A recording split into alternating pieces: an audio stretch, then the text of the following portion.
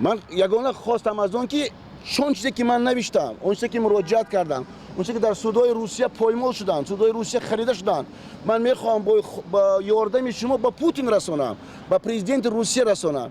این چی به صاحبی، این چی به قدرتی انسان است.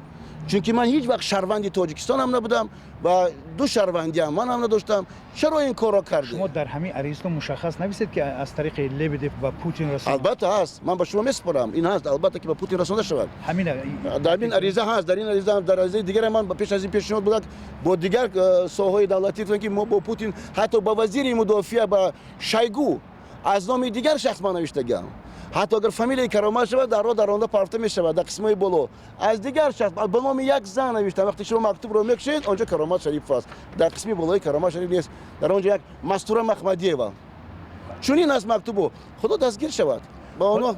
درست است، تشکر. حاضر مسئله بحثتون در سودها در چی وضع؟ سودایی که امروز در روسیه هستند، یک سود به ورخوانی بالا رفت، حتی نظر هم ننمودن، نقشودن و به اعتبار هم نگرفتن، موندن که دپارتاسیون کرامت شریف درست است.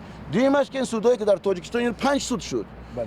یک سود در حالت بودن گذشت، زیاده از 3 ماه گذشت در سود سامانی از قسم پایانی و پیش از این فیض آباد بود دیگر جهان بودن که اونها با اون تکلیف عاقبت آمده به سود شهری رسید.